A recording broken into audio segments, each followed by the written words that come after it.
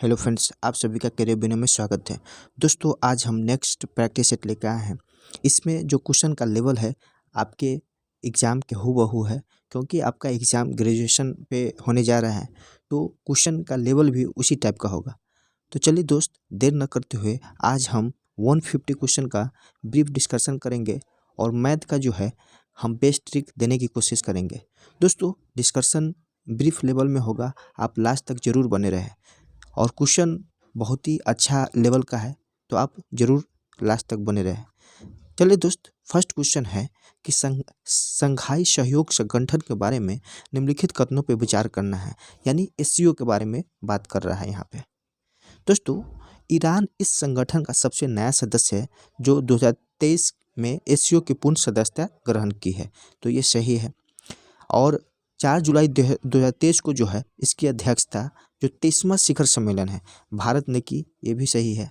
दोस्तों, इस सम्मेलन का जो थीम था टुवार्ड्स ए सिक्योर एससीओ 2023 का शिखर से थीम था, शिखर सम्मेलन का थीम था। दोस्तों, सिक्योर जो वर्ड है इसका आप फुल फॉर्म जरूर जानिएगा, क्योंकि इसमें जो है एस का मतलब सिक्योरिटी बताया गया है, ई का मतलब जो है इकोनॉमिक डेवलपमेंट बताया गया है, सी का मतलब जो है कनेक्टिविटी बताया गया है, यू का मतलब जो है यूनिटी बताया गया है और आर का मतलब जो है respect for sovereignty and territorial integrity बताया है। दोस्तों, ई का मतलब जो है इन्वायरमेंटल प्रोटेक्शन बताया है। तो कभी कभी इस एग्ज़ाम में कभी कभी पूछ दिया जाता है कि सिक्योर में यू शब्द किस चीज़ से रिलेटेड है, तो अगर आप जानते रहेंगे तो ज़रूर सही करेंगे।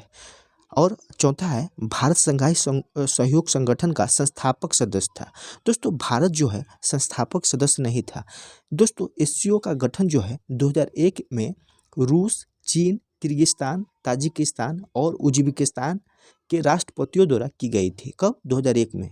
इसमें कितना देश था? 5। एक था रूस चीन, किर्गिस्तान, ताजिकिस्तान और उज्बेकिस्तान, तो 5 था। दोस्तों, 2005 में भारत ने एक पर्यवेक्षक के रूप में इस संगठन में शामिल हुआ था। कब? 2005 में पर्यवेक्षक के रूप में। और 2017 में जो है भारत और पाकिस्तान को पूर्ण सदस्य राष्ट्र का दर्जा प्रदान किया गया। तो भारत जो है पूर्ण सदस्य राष्ट्र का दर्जा कब पाया? 2017 में। और पर्यवेक्षक के रूप में कब शामिल हुआ था? तो 2005 में। और 5 जो देश है इसकी संस्थापक सदस्य के रूप में स्टार्टिंग में था, यानी रूस, चीन, किर्गिस्तान, ताजिकिस्तान और उज्बेकिस्तान। तो इसमें से सभी 3 सही है, केवल दिया है लेकिन ये सभी होगा। सभी 1 2 3 सही है, 4 गलत है। अगला है भारत में थोक मूल्य सूचकांक आधारित मुद्रास्फीति की गणना किसके द्वारा किया जाता है? दोस्तों, ये वाणिज्यिक एवं उद्योग मंत्रालय के द्वारा किया जाता है। दोस्तों, आप लोग थोड़ा सा कंसेप्ट जानिए। जैसे एक प्रोड्यूसर होता है, प्रोड्यूसर जो है वस्तु का उत्पादन करके होल सेलर वाला को देता है, इसके बाद जो है कंज्यूमर रिटेलर को मिलता है, इसके बाद कंज्यूमर को मिलता है। तो दोस्तों, जहाँ पे ये प्रोड्यूसर होता है यहाँ पे पीपीआई के थ्रू जो है महंगाई को मापा जाता है। फिर यहाँ पे जो है डब्ल्यूपीआई यानी होल प्राइस इंडेक्स, और यहाँ पे जो रिटेलर है उसको कंज्यूमर प्राइस इंडेक्स पे मापा जाता है, यानी इन्फ्लेशन को। तो देखिए दोस्तों, होल प्राइस जो है रिटेलर को देगा और रिटेलर जो है कंज्यूमर से बेचा जाता है। तो दोस्तों, यहाँ पे होल प्राइस इंडेक्स की बात हो रहा है, थोक मूल्य सूचकांक का। तो ये जो है कौन जारी करता है? वाणिज्य और उद्योग मंत्रालय का एक सहायक ऑफिस होता है, जिसका नाम क्या है? जिसका नाम जो है क्या है? जिसका नाम है जैसे ऑफिस इकोनॉमिक एडवाइजरी कार्यालय है, यही कार्यालय जारी करता है, ऑफिस इकोनॉमिक एडवाइजरी। दोस्तों, इसका थोड़ा सा हम कंसेप्ट बता देते हैं कि होल प्राइस इंडेक्स में टोटल वस्तु की संख्या जो है 697 है और इसका बेस ईयर कितना है? तो दोस्तों, बेस ईयर जो है 2011-12 है। बेस ईयर क्या है? 2011-12। दोस्तों, अब जैसे सीपीआई, तो सीपीआई के बारे में भी थोड़ा जान लेते हैं। तो दोस्तों, सीपीआई जो है जिसको कंज्यूमर प्राइस इंडेक्स बोलते हैं, ministry statics and programme implementation जारी करता है। और इसका एक ऑफिस है एनएसओ यानी सांख्यिकी और कार्यक्रम क्रियान्वयन मंत्रालय, और इसका ऑफिस जो है एनएसओ है, तो नेशनल स्टैटिस्टिकल ऑफिस दोस्तों ये जारी करता है। यानी अगर मंत्रालय पूछे तो सांख्यिकी और कार्यक्रम क्रियान्वयन मंत्रालय जारी करता है। जैसे इसमें कैसे है वाणिज्य और उद्योग मंत्रालय, लेकिन इसका जारी कौन करता है? Office of economic advisory.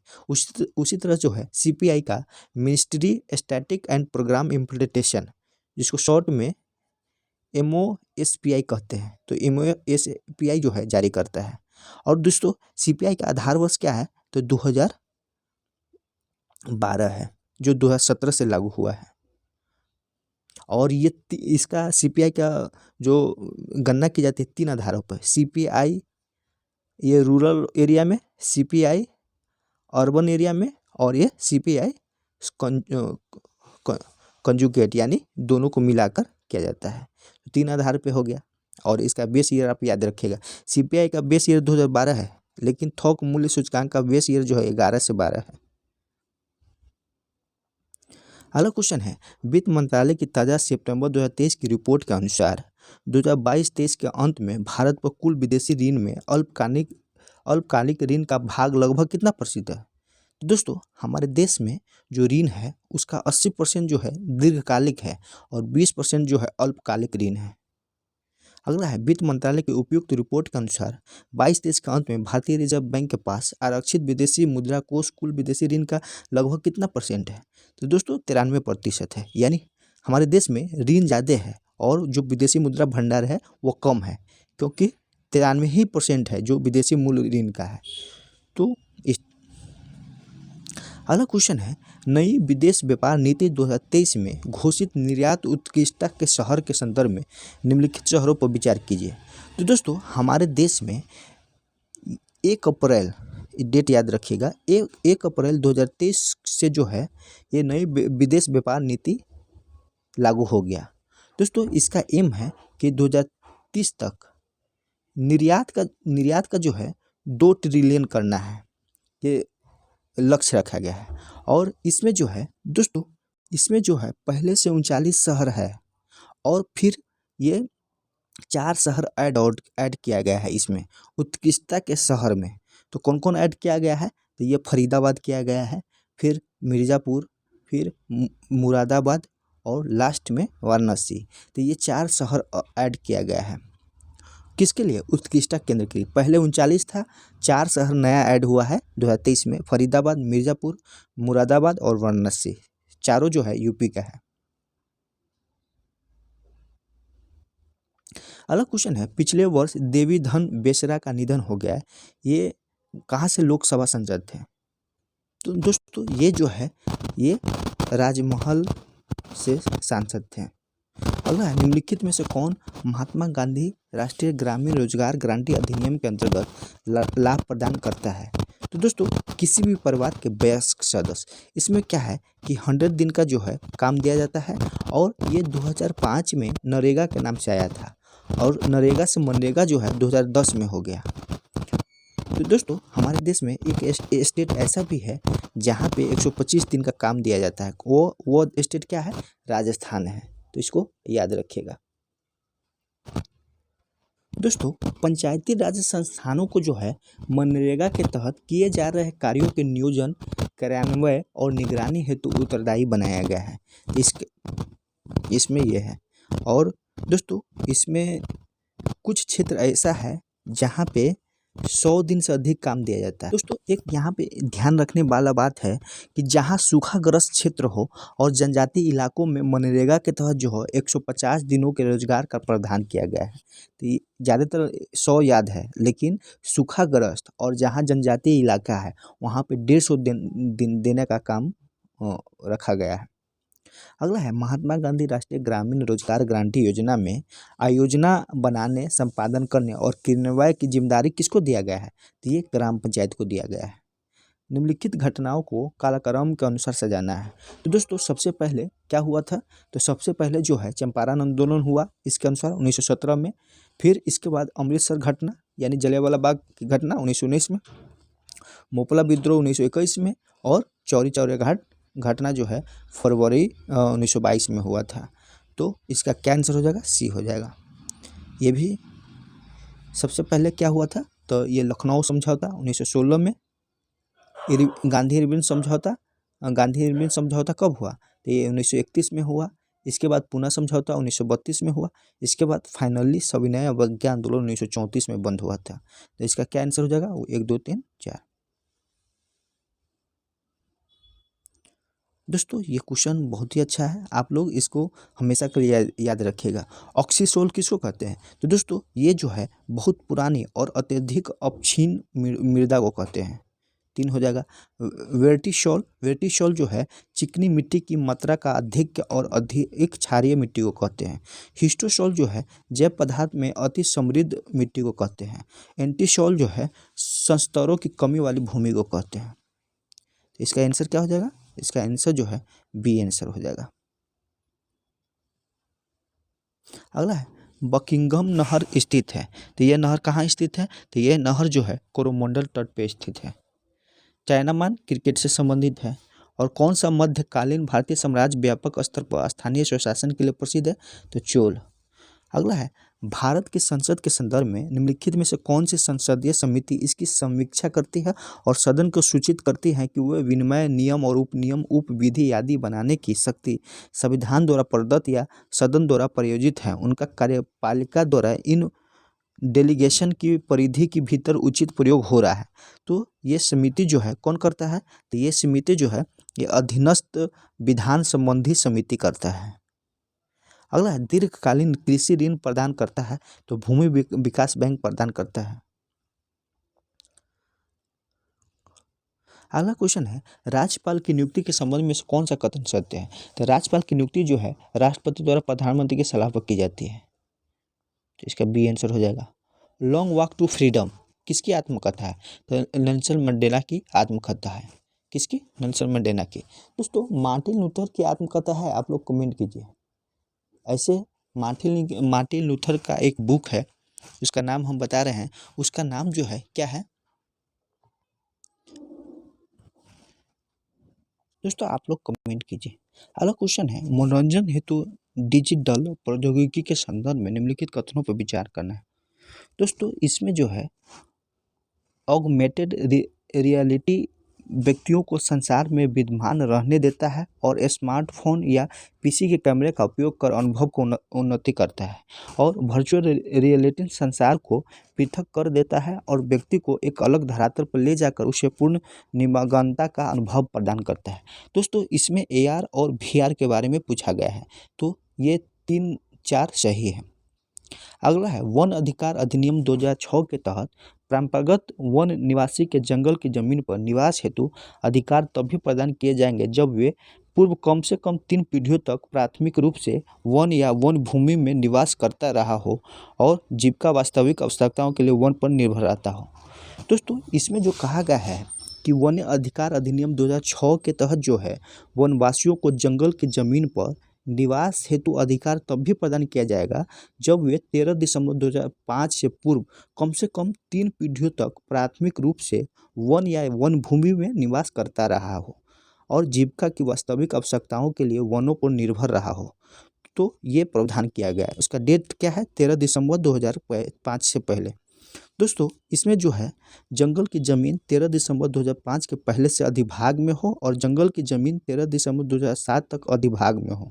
तो इस नियम के तहत जो है ये कहा गया। तो 13 दिसंबर 2005 कट ऑफ डेट है। अगला है देवनागरी लिपि का सर्वप्रथम प्रयोग कहाँ हुआ था? तो जयभट्ट के शिलालेख में हुआ था। अगला है मंगोलिया की राजधानी उलानबटोर और मुद्रा क्या है? तो ग्रीक है। भारत में नीली क्रांति की शुरुआत किस पंचवर्षीय योजना में हुआ है? तो नीली क्रांति की शुरुआत जो है किससे संबंधित है? पहले मत्स्य पालन से। और शुरुआत किस पंचवर्षीय योजना में हुआ है? तो 8वीं पंचवर्षीय योजना में। क्वेश्चन है कि कांची दक्षिण भारत का प्रसिद्ध नगर है, वहाँ शिक्षा केंद्र था और पर्वों की राजधानी था। कांची के प्रसिद्ध विद्वान मयूर वर्मा, वात्स्यायन और दिंगनाग और भेनसांग थे। तो ये दोनों कथन सत्य है। अगला है कथन और कारण है। तो दोस्तों गवर्नर जनरल डलहौजी ने पतन के सिद्धांत यानी डॉक्ट्रिन ऑफ लैपेस को गद्दी के उत्तराधिकारी के अधिकार की अवहेलना द्वारा प्रतिपादित किया और ब्रिटिश शासन का अपने आप पतन होगा यदि शासक की कोई पारिवारिक उत्तराधिकारी के बिना मृत्यु होती है।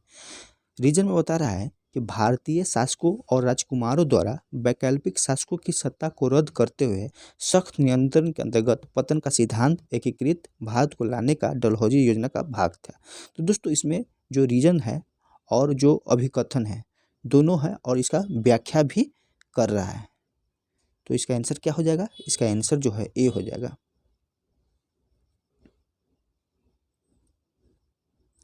इसमें भी है कि दसवंत चित्रकार ने पागल होकर आत्महत्या कर लिया, सही है।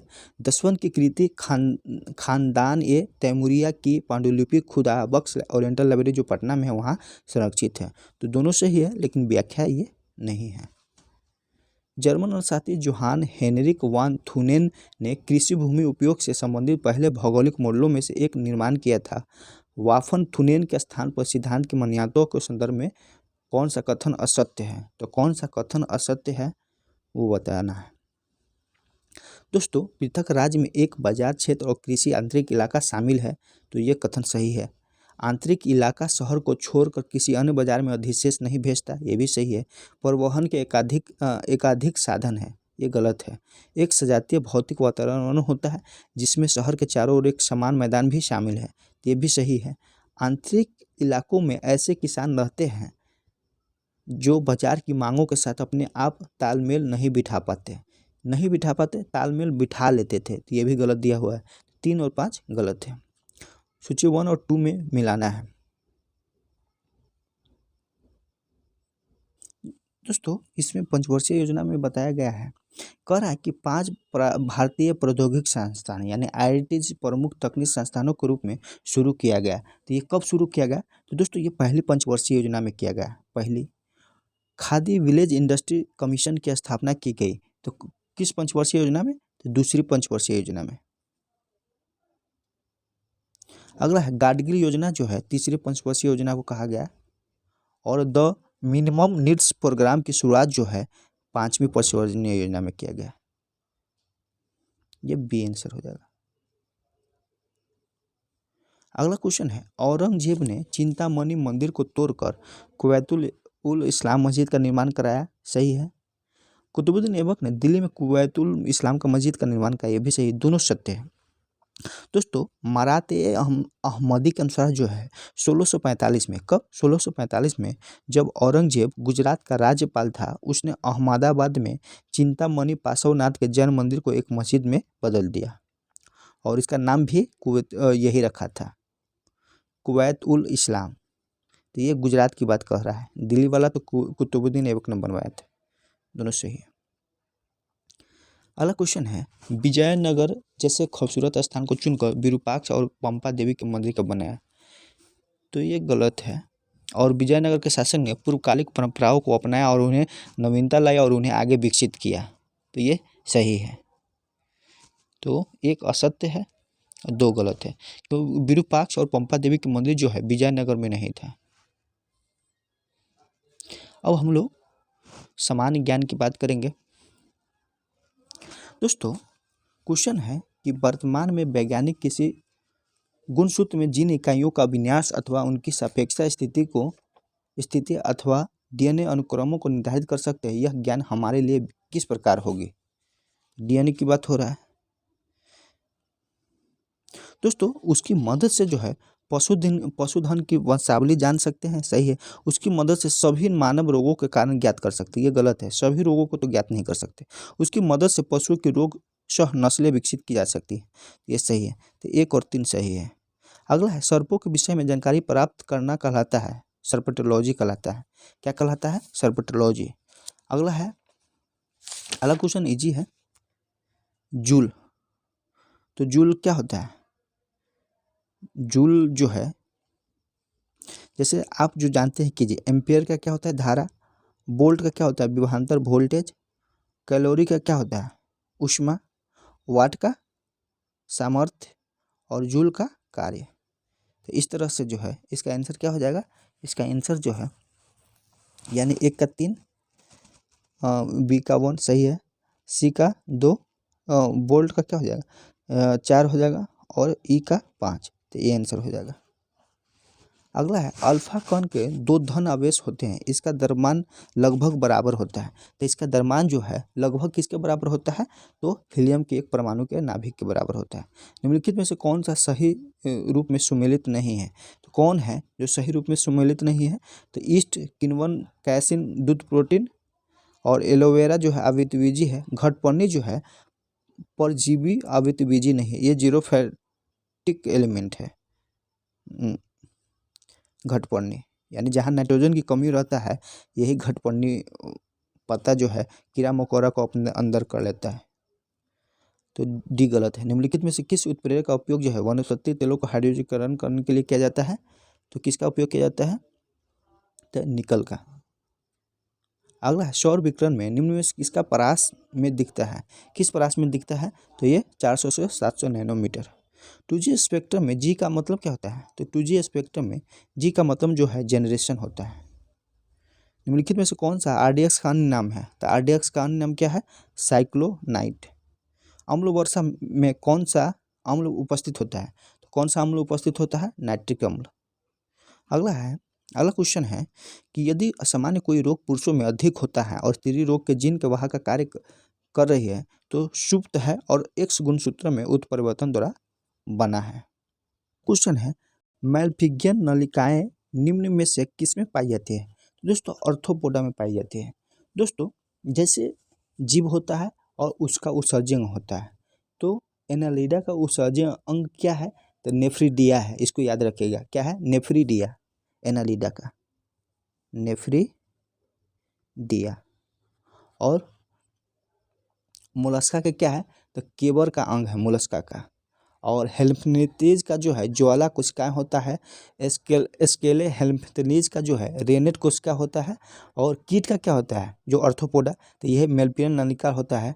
और केंचुआ का जो है कोलेरेगोनन कोशिका होता है, उसका नाम क्या है, केंचुआ का कोलेरेगोगन। अगला है पत्तियां में स्टार्च की उपस्थिति के परीक्षण के लिए प्रयोग में लाया जाने वाला अभिकर्मक क्या है, तो कौन सा अभिकर्मक है, तो ये आयोडीन विलयन है। आयोडीन के विलयन में जो है हम स्टार्च की पता कर लेते हैं, पत्तियों में स्टार्च की उपस्थिति। सिंकोना की छाल से प्राप्त औषधि को मलेरिया के उपचार के लिए प्रयुक्त किया जाता है। और इस स्थान पे जो है कृत्रिम रूप से कौन सा आया है, माने पत्ती स्थापित किया गया है, कौन सा, तो ये कौन सा किया गया है, तो ये क्लोरोक्विनिन, ये कृत्रिम है। अगला है कौन सा पादप उत्पाद नहीं है, तो कौन सा पादप उत्पाद नहीं है, सैकरीन। वायरलेस का आविष्कार किसने किया था, तो वायरलेस का आविष्कार मार्कोनी ने किया था। अगला है 60 वाट का बल्ब प्रतिदिन 5 घंटे, इजी है, 60 गुने 5 गुने 30 बटे 1000, 9 आंसर आ जाएगा। निम्न में से कौन सा तत्व आधुनिक आवर्तसारणी का डी ब्लॉक का तत्व है, तो डी ब्लॉक का तत्व कौन है, तो ये आयरन Fe है। हाइड्रोक्सी समूह वाला ऑर्गेनिक अम्ल है, तो हाइड्रोक्सी समूह वाला बेंजोइक अम्ल है। अगला है निम्न में से किस उपग्रह की कक्षा सूर्य समकालिक यानी सूर्य समकालिक नहीं है, तो कौन है, तो मेटियोसैट 11। दोस्तों मेटियोसैट जो है भू स्थिर समकालिक है। और मेटियोसैट 11 जो है उपग्रह 1977 से मौसम की भविष्यवाणी के लिए महत्वपूर्ण डेटा प्रदान कर रहा है। कब, 1977 से ही। सूर्य तुल्यकालिक उपग्रह निम्न भू कक्षा का एक उपग्रह है जो पृथ्वी से 1000 किलोमीटर या उससे नीचे की ऊंचाई पर स्थित होता है। कौन, सूर्य तुल्यकालिक। और सूर्य तुल्यकालिक उपग्रह को ध्रुवीय उपग्रह भी कहा जाता है, यानी पोलर सैटेलाइट। भू स्थिर उपग्रह जो है कक्षा में चक्कर लगाने वाली भूमध्य रेखा के लगभग 36,000 किलोमीटर ऊपर पृथ्वी की गति की दिशा से लगभग 24 घंटे में अपना एक चक्कर पूरा करता है। तो 36,000 किलोमीटर पे भू स्थिर उपग्रह और 1000 किलोमीटर या इससे कम पे ही सूर्य तुल्यकालिक उपग्रह यानी पोलर, जिसको सैटेलाइट कहते हैं। अब कंप्यूटर का क्वेश्चन है, माइक्रोसॉफ्ट वर्ड में चयनित टेक्स्ट के लिए हाइपरलिंक डालने के लिए निम्नलिखित में से किस कीबोर्ड शॉर्ट का उपयोग किया जाता है, तो किस कीबोर्ड शॉर्ट का, तो Ctrl+K यूज करते हैं। अगला है नीचे से एमपीईजी का सही पूर्ण रूप क्या है? तो एमपीईजी का सही रूप क्या है? तो ये मूविंग पिक्चर एक्सपर्ट ग्रुप होता है। अगला है एक रीडिंग इकाई है जो मुद्रित पाठ्य को कैरेक्टर दर कैरेक्टर स्कैन करके पढ़ता है, उसको क्या कहते हैं? तो दोस्तों उसको जो है ये ऑप्टिकल कैरेक्टर रीडर यानी ओसीआर कहते हैं। एमएस एक्सेल 365 में एक ही सेल में एक नई लाइन शुरू करने के लिए निम्न में से किस शॉर्टकट का उपयोग करते हैं? तो किस शॉर्टकट का उपयोग करते हैं? तो ऑल्ट इंटर का यूज करते हैं।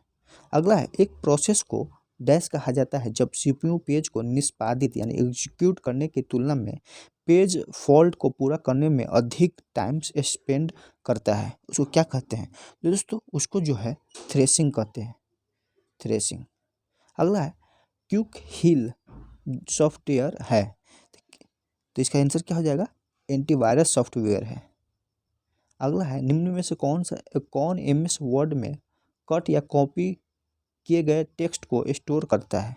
तो कौन स्टोर करता है? तो ये क्लिप बोर्ड स्टोर करता है। फ्रंटियर सुपर कंप्यूटर किस देश का है? तो किस देश का है? तो दोस्तों ये फ्रंटियर जो है, फ्रंटियर किस देश का है?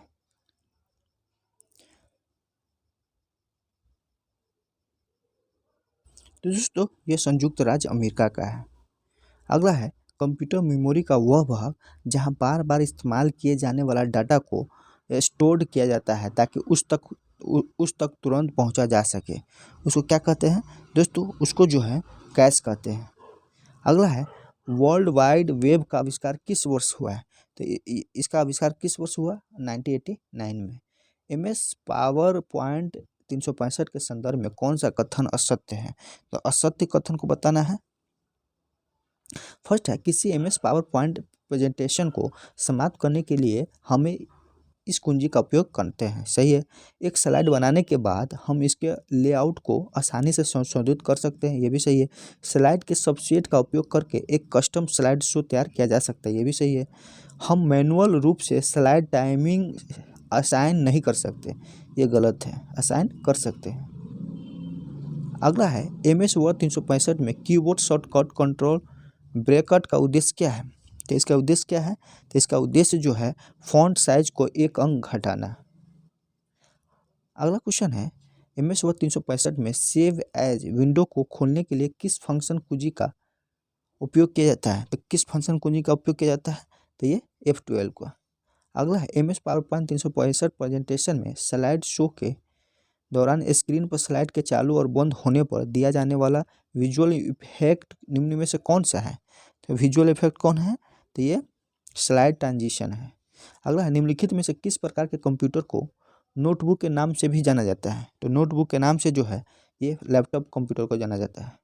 एमएस एक्सेल 2010 में शीघ्रता से एक नई ब्लैक वर्कबुक बनाने के लिए निम्नलिखित में से किस शॉर्टकट कुंजी का उपयोग किया जाता है? तो किस शॉर्ट कुंजी का? तो Ctrl+N। अगला क्वेश्चन है निम्नलिखित में से कौन सा कथन इनपुट डिवाइस के लिए गलत है? तो इनपुट डिवाइस के लिए गलत कौन है? तो इनपुट डिवाइस उपयोगकर्ता डाटा को स्वीकार करता है, सही है। डिवाइस कंप्यूटर को डाटा प्राप्त करने में मदद करता है। इनपुट डिवाइस को पेरिफेरल डिवाइस भी कहते हैं, ये गलत है। ऑप्टिकल मार्क रीडर एक इनपुट डिवाइस, ये सही है, तो सी गलत है। अगला है निम्नलिखित में से कौन सा इंटरनेट प्रोटोकॉल निर्देशित करता है कि इंटरनेट पर डाटा का आदान प्रदान कैसे किया जाए और इसे आईपी पैकेट में कैसे खंडित किया जाए? टीसीपी। अगला है निम्नलिखित में से किस कुंजी पटल शॉर्टकट का उपयोग विंडोज एक्सप्लोरर खोलने के लिए किया जा सकता है?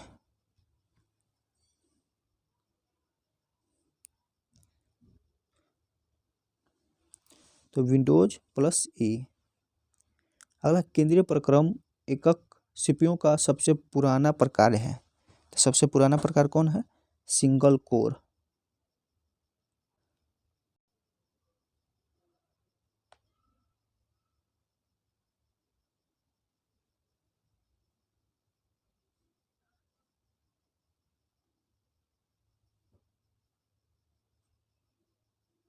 अगला क्वेश्चन है झारखंड राज्य की आकृति कैसी है? तो झारखंड राज्य की आकृति जो है ये चतुर्भुजाकार है। कैसी है? चतुर्भुजाकार। अगला है झारखंड के राजकीय प्रतीक के संबंध में कौन सा कथन गलत है। तो गलत कौन सा है, तो झारखंड का राजकीय पुष्प जो है क्या है, फ्लास है, जिसको वैज्ञानिक नाम ब्यूटिया मोनोस्पर्मा है। झारखंड की राजकीय वृक्ष जो है शोरिया रोबुस्टा है, यानी साल है, ये भी सही है। झारखंड का राष्ट्रीय पक्षी जो है अफ्रीकी कोयल है। दोस्तों ये गलत है, क्योंकि झारखंड का राष्ट्रीय पक्षी जो है कोयल है। इसका यूडाइनिमिस एस्क्लोपेसियस इसका वैज्ञानिक नेम है, तो अफ्रीकी कोयल नहीं है, सिर्फ कोयल है। भारत के कुल राज्यों तथा केंद्र शासित प्रदेशों में से महिला साक्षरता दर के आधार पर झारखंड का कौन सा स्थान है। तो झारखंड का कौन सा स्थान है, तो ये 32वां स्थान है। 2011 के जनगणना के अनुसार 66.41% जो है साक्षरता दर है, जिसमें पुरुष का जो है 76.84 है और महिला का जो है 55.42 है। अगला झारखंड शब्द का सर्वप्रथम उल्लेख कब किया गया, तो एक ताम्रपत्र में 13वीं सदी में किया गया है। कब किया गया, ताम्रपत्र में 13वीं सदी में। अगला है निम्न में से किस भारतीय भाषा में झारखंड राज्य का शाब्दिक अर्थ जंगल झाड़ी है, तो ये कुरमाली भाषा में। अगला है गुमला जिले का घाघरा में स्थित हापा मुनि मंदिर का निर्माण शिवदास कर्ण ने किस सदी में करवाया था। तो किस सदी में, तो ये 15वीं सदी में करवाया था। अगला क्वेश्चन है बंगाल की राजधानी राजमहल से ढाका ले जाने के कारण बंगाल के शोभा सिंह और उड़ीसा के रहीम खान ने राजमहल पर अधिकार कर लिया। यह देखते हुए औरंगजेब ने 1697 ईस्वी में किसके नेतृत्व में अभियान के लिए भेजा था। तो किसके नेतृत्व में, तो ये जबरदस्त खां के नेतृत्व में। अगला है निम्न कथनों का सत्य कौन सा कथन सत्य हो बताना है। तो फर्स्ट है कि अंग्रेजों का झारखंड में प्रवेश सिंहभूम क्षेत्र से 1667 ईस्वी में हुआ। सही है। झारखंड में कंपनी सरकार की सत्ता निश्चित रूप से पूर्ण होने लगभग 7 दशक का समय लग गया। सही है। आर्थिक और सामरिक कारणों से प्रेरित अंग्रेजों का झारखंड में प्रवेश राजनीतिक अवसरवादिता का उदाहरण प्रस्तुत है, तो सभी सही है। कोठेश्वर नाथ बौद्ध स्तूप कहाँ स्थित है, तो ये कहाँ स्थित है, तो ये जो है इटखोरी में है। बौद्ध मठ के अवशेष निम्न में से किस स्थान से प्राप्त हुआ है, तो कहाँ से प्राप्त हुआ है, सीतागढ़ पहाड़ से। रामगढ़ नरेश तेज सिंह जो राजकुल की दूसरी शाखा के शासक थे, अपनी शासन का संचालन किस स्थान से किया है, तो किस स्थान से, इचाक से किया है।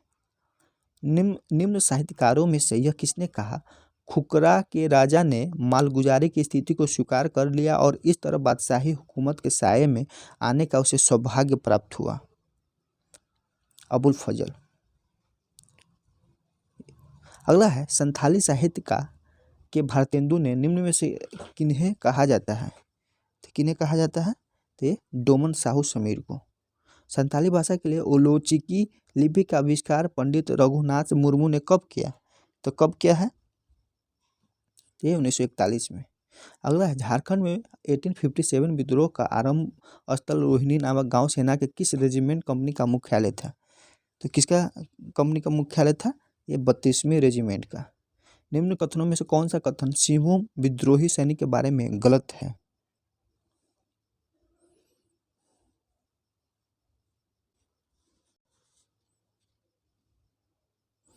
फर्स्ट में सभी विद्रोही सैनिक की संजय नदी पार करके कुंवर से मिलने बिहार जाने की योजना थी, गलत है। सरायकेला नरेश चक्रधर सिंह और खरसावा नरेश ठाकुर हरि सिंह ने विद्रोह सैनिकों को संजय नदी पर रोका था, सही है। विद्रोही सैनिक को अंग्रेज विरोधी पोरहाट नरेश अर्जुन सिंह ने सहायता की, ये भी सही है, तो ये गलत है। छोटानागपुर कैथोलिक सभा के प्रथम महासचिव कौन बनाए गए थे, तो कौन बनाए गए थे, तो ये इग्नेस बेक। अगला है इसमें मिलाना है बिरसा सेवा दल, तो बिरसा सेवा दल झारखंड का प्रथम छात्र संगठन था। ऑल झारखंड स्टूडेंट यूनियन, तो all Jharkhand student union Jharkhand का द्वितीय छात्र संगठन था। झारखंड विषयक समिति, तो ये कमिटी ऑन झारखंड मैटर्स था। और हुल झारखंड पार्टी क्रांतिकारी झारखंड पार्टी था, BNC। अगला है हजारीबाग में 1857 के विद्रोह में के विषय में क्या सही है, क्या सही है वो बताना है। तो हजारीबाग का सैनिक विद्रोह बिहार के दानापुर रेजिमेंट के सैनिक विद्रोह से प्रेरित था, सही है। रामगढ़ बटालियन के सैनिकों द्वारा प्रारंभ किया गया, ये भी सही है। रामगढ़ नरेश शंभू नारायण सिंह ने बगोदर तार घर से इस विद्रोह की खबर गवर्नर जनरल लॉर्ड कैनिंग को भेजी थी। ये भी सही है, तो सभी सही है। 53वां वार्षिक कांग्रेस सत्र झारखंड के डैश में आयोजित किया गया था। कहाँ पे आयोजित हुआ था? तो रामगढ़ में। आदिवासी क्षेत्र में खेती मुख्य रूप से है, तो क्या है?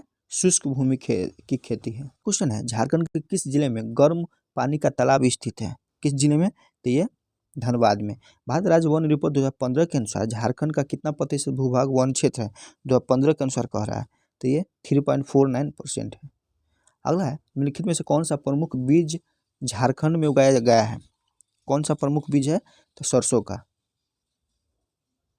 निम्नलिखित कथनों पर विचार करना है और निम्न कथनों को सही कथनों को पहचान करना है। इसमें से कौन सा सही कथन है वो पहचानना है। तो औरंगा और अमानत उत्तरी कोयल नदी की सहायक नदी है, सही है। उत्तरी कोयल नदी का अफवाह क्षेत्र इतना है, गलत है। उत्तरी कोयल नदी पलामू, गढ़वा और लातेहार में बहती है और उत्तरी कोयल नदी का मोहना सोन नदी है, तो सही है। 1-3-4। अगला, झारखंड का प्रथम मेगा खाद्य उद्यान कहाँ स्थित है? तो कहाँ स्थित है? ये गेतल सूद में। इनमें से कौन सा कोयला क्षेत्र झारखंड में नहीं है? तो कौन सा है? झिलीमिली जो है यहाँ नहीं है, बाकी बात झरिया, औरंगा, हुटार ये यहीं है। वर्तमान में झारखंड राज्य हर साल विभिन्न प्रकार के खनिजों के कितने लाख टन उत्पादन करता है? तो कितने लाख टन उत्पादन करता है? 160 लाख टन। झारखंड में किस वर्ष प्रथम औद्योगिक नीति लाई गई थी? 2001 में। HECL government.PCO को डैश में स्थापित किया गया। तो कब स्थापित किया गया? 1958 को। आवासीय विद्यालयों में प्रयोगशाली स्थापना और सुदृढ़ीकरण योजना की शुरुआत कब की गई थी? तो ये 2001 में। अगला है, हाल ही में सरकार ने गुरुजी स्टूडेंट्स क्रेडिट कार्ड योजना की घोषणा की है। इस योजना के तहत अधिकतम कितने लाख तक के लोन लिए जा सकते हैं? तो 15 लाख तक का। तीरंदाजी खिलाड़ी हीरा मोनी सिंकू का संबंध झारखंड के किस जिले से? तो ये पश्चिमी सिंहभूम से। निम्न में से कौन सा झारखंड के स्वतंत्रता सेनानी नहीं थे? तो ये बिस्मिल्ला खान। हतिमा पत्थर मेला निम्न में से किस अवसर पर आयोजित किया जाता है? तो ये मकर संक्रांति के अवसर पर। हजारीबाग जिले में स्थित सूर्यकुंड की सबसे महत्वपूर्ण व्यवस्था निम्न में से कौन है? तो इसमें से भारत के सभी गर्म स्रोतों में इसका तापमान सर्वाधिक है और इस मेला का विकास मेला के रूप में जाना जाता है और ये झारखंड का सबसे बड़ा पशु मेला है। तो दोस्तों, इसमें से सबसे विशेषता है कि वो इंडिया में सबसे अधिक इसका तापमान है।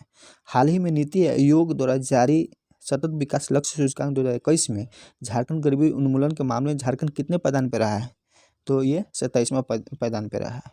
झारखंड कृषि मंत्री बादल पत्रलेख द्वारा अभ्यास पुस्तक का विमोचन किया गया। इस पुस्तक के लेखक के कौन है? तो ये डॉक्टर अर्चना कुमारी और परिणीता सिंह दोनों हैं। अगला है, झारखंड से किसे भारतीय सब जूनियर कुश्ती टीम प्रशिक्षक नियुक्त किया गया है? तो बबलू कुमार को। इंडियन अचीवर फोरम द्वारा किसे ग्लोबल अचीवर्स अवार्ड से सम्मानित किया गया है? तो अमितेश सिन्हा को। दोस्तों, मैथ और रीजनिंग का साथ में वीडियो आएगा। चलिए दोस्त, इतना ही। अगर अच्छा लगता है लाइक शेयर और सब्सक्राइब जरूर करें। चलिए दोस्तों।